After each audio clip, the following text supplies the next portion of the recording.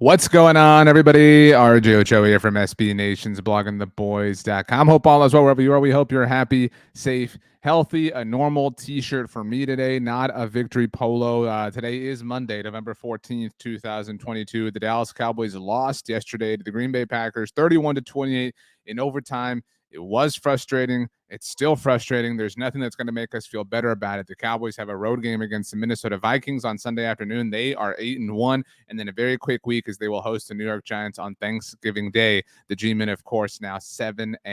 The Cowboys 6-3, so it's going to be a stressful kind of week and a half. Hopefully, by the time we get to next Friday afternoon, the Cowboys have put together a little bit of a winning streak, but we'll have a lot of time to get to that. For now, I want to talk about something that happened on Sunday afternoon in Green Bay, specifically something that happened in overtime. Now, I don't know what happened or what has happened over the course of the last few weeks with how we have just regressed as an NFL world, right? Now it's all about running the ball and playing defense. All of a sudden, passing the ball is just not something that really happens in today's game of football. Obviously, it's a little bit tongue-in-cheek, but I never thought that I would be somebody who would advocate for running the ball, who would be a fan of that over going through the air. There's so much when it comes to efficiency and things like that with regards to moving through the air. But the Cowboys have shown that they're a successful team when it comes to running the ball. And that's something that I think that they really forgot on Sunday afternoon in overtime specifically. Let's take a look at what the Cowboys did when they did get the ball. Remember, Dallas called tails because it never fails, and then received the ball to start the overtime period. So if we look at this here, I know it's a little bit tiny, but it's up there for you. I'll obviously describe what happened. The first play of overtime, the Cowboys starting at their own 25-yard line. Tony Pollard takes it for 7 yards. All right, boom, we're in business, baby. It's 2nd and 3. We're moving, we're grooving. We're a little bit stressed, but it's going to be okay. Second play, an incomplete pass, or not an incomplete pass. Second play, Dak Prescott finds CeeDee Lamb for a 15-yard game.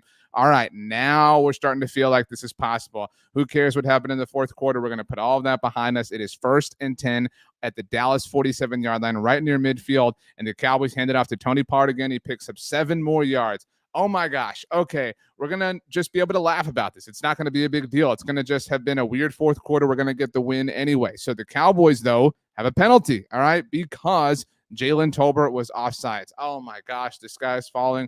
All of a sudden, everything is terrible. Once again, how could you do this, Jalen Tolbert? So instead of a big-time first down, it is now 2nd and 8 for the Cowboys, and they have to figure out how to keep moving. So 2nd and 8 at their own 49-yard line, and what does Dak Prescott do? He finds Tony Pollard, goes right back to him. Okay, great. It's 1st down, 1st and 10. You've crossed midfield. Green Bay 42-yard line. 1st down. This is important because this is the down sequence that ultimately ends things, the series for the Cowboys that ultimately winds up being their downfall. 1st and 10 at the Green Bay 42-yard line.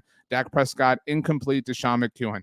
That sucks. All right, 2nd and 10. Let's remember how we got here, people. 2nd and 10. Malik Davis, we hand him the ball for 16 yards. That is awesome, but Connor McGovern is found to have committed a holding penalty, which means things have to back up. So the Cowboys now on their own side of the 50-yard line once again. It goes from 2nd and 10 to 2nd and 19. So what do the Cowboys do? They throw the ball. They find Dalton Schultz for 16 yards. All right, no worries, no harm, no foul. It is now 3rd and 3 at the Green Bay 35-yard line. I want to stop here because I want to kind of explain the situation. Let's put it back up here one more time so you can see it. It is 3rd and 3.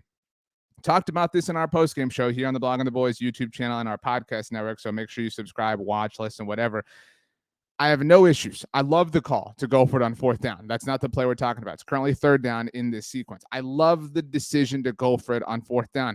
But you have to know right now, it's 3rd down, right? We're kind of going through this, you and I here together. It's 3rd down. You have to know right now that if you do not get this 1st down, you're going. And I'm fine if right now you and I were the coaching staff, right? It's 3rd and 3. We're at the Green Bay 35. I'm fine if our conversation or our chart says, you know what, it's 3rd down. If we lose yards, if Dak is sacked, if there's a weird fumble, if we're the Buffalo Bills, right, on the snap, on the exchange, right? If something happens and we lose yards, we're gonna talk about this. We're gonna figure this out. But if it is no more than 4th and 3 after this play, we are going to go for it. You have to know that right then. And presumably the Cowboys did know that. At least that's what we're kind of led to believe, right? They had to have on some level thought that they were going to go for it on 4th and 3 if things got to that point. They obviously would get to that point.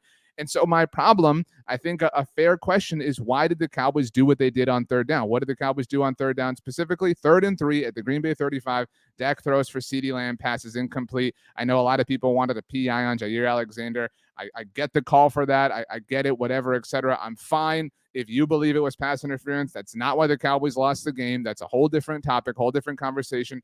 Why did you not run the ball? Why did you not run the ball on this down? That's what I'm saying. I can't believe I've become this person where I'm advocating for running the ball. To this point, if we're looking at just overtime, keep in mind, for the game, Tony Pollard averaged over 5 yards a carry. Malik Davis averaged over 7 yards a carry. But just in overtime, Tony Pollard, first play of overtime, runs for 7 yards. Second time Tony Pollard is handed the ball, runs for 7 yards. The third time Tony Pollard is handed the ball, he runs for 9 yards. Granted, there was the offside penalty on Jalen Tolbert, and while that penalty negated the play, that penalty had nothing to do with the 9 yards that Tony Pollard picked up. Next time the Cowboys run the ball, Malik Davis picks up 16 yards. Again, there's a penalty on Connor McGovern, so you can argue that that impacted things. But the Cowboys had shown in overtime specifically that they could run the ball and pick up an easy 3 yards. In fact, they had not had a single run in overtime that was shorter or more shy than twice as much as 3 yards. The shortest run, the least accomplished run the Cowboys had in overtime was for 7 yards, and all the Cowboys needed was 3.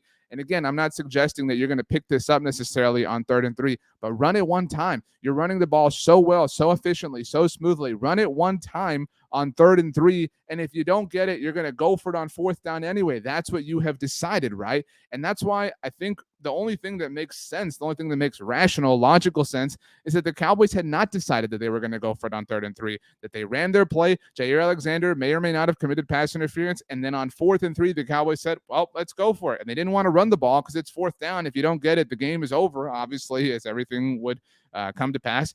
I think, I don't want to boil this down to like the Cowboys should have run the ball here. The Cowboys should have done this. This was the one mistake. They made a lot of mistakes. The Cowboys blew a 14-point lead in the 4th quarter to their arch nemesis, to their big brother, to the quarterback and the team who owned them. I mean, we can't beat around the bush here. Those things happen. So this game was not lost because the Cowboys did not run the ball. But we sit here and we talk about who deserves criticism, who deserves blame, whatever. I write my stock report at blogontheboys.com. I did not have Kellen Moore in my stock down, but I don't know how you can't levy some criticism at Kellen Moore for this. I mean, the Cowboys were dominating on the ground. Again, on the game, for the game, Tony Pollard averaged over 5 yards a carry. Malik Davis averaged over 7 yards a carry. You needed 3 yards. You had 2 plays, 2 downs to pick them up. I don't know why the Cowboys overthought this situation. That's the only explanation, is they overthought it. They got too cute, and it burned them in the end. And then their defense couldn't stop the Packers because, well, that can't happen now. Apparently, the Cowboys defense can't make any sort of stop.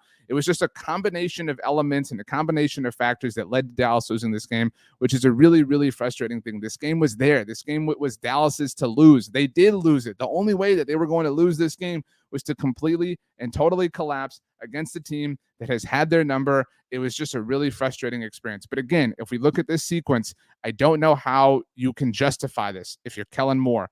I want to say it one more time. The game was lost before this point in time. The Cowboys did not lose because they did not choose to run the ball on 3rd and 3 at the Green Bay 35-yard line. But to abandon the run, and I feel silly saying this because I'm somebody who believes in passing the ball and moving the ball quickly and the quickest way to the end zone is through the air, things like that. I cannot believe how staunch of an advocate I have become for running the ball, but you cannot dispute what the Cowboys were doing, all of the success that they were having on Sunday afternoon at Lambeau Field.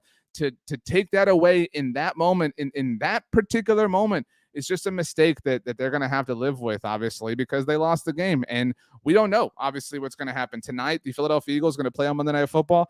Commanders could win. They might not. But losing that game makes winning the division a lot more difficult for the Cowboys. It's going to impact seeding, obviously. We don't know what the Packers are going to look like, if they're going to be a playoff team. There's all sorts of questions, and these questions only exist because the Cowboys lost the game. So, yeah, it's tough. But my name, RJ Ochoa. You can follow me on Twitter or Instagram at RJ Ochoa. On TikTok, RJ.Ochoa. You can send me an email, rj.ochoa@sbnation.com, or leave a comment down below. Let me know if you agree or disagree. If you think the Cowboys should have run the ball there, I reckon that you do agree. Man, tough loss. It isn't going to get any better. But hopefully the Cowboys bounce back this week and beat the Minnesota Vikings. We will be here on Tuesday evening for our live Blogging the Boys Roundtable, 7 p.m. Central Time. Don't miss it. Hang out here on the Blogging the Boys YouTube channel. If you do miss it, you can catch the rewatch or listen to the podcast. Thanks for hanging out, everybody. We hope you have a wonderful day. As always, go Cowboys.